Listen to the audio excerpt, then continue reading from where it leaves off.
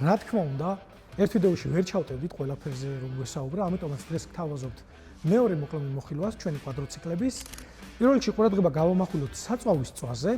200-იანის და 250-იანის შემთხვევაში გვაქვს 11 ლიტრიანი საწვავის ავზი, რომლის სრულად შევსების შემთხვევაში გავდივართ 200-დან 220 კილომეტრს გააჩნია გზის საფარს. 450-იანის შემთხვევაში გვაქვს 17 ლიტრიანი საწვავის ავზი, რომლის სრულად შევსების შემთხვევაში გავდივართ 240-დან 270 კილომეტრამდე გააჩნია გზის საფარს.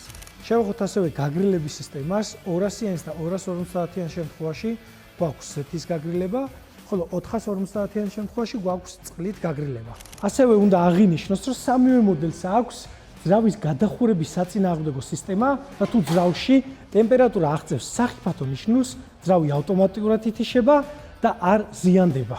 დავამატებდი ასევე იმასაც, რომ ჩვენი მოდელები ბევრად განსხვავდება ბაზარზე არსებული შაბლონებისგან, როგორც ვიზუალურად, ასევე რა თქმა უნდა კომპლექტაციით, რასაც ჩვენთან მოსული მომხმარებლები უკვე ხშირად აღნიშნავენ.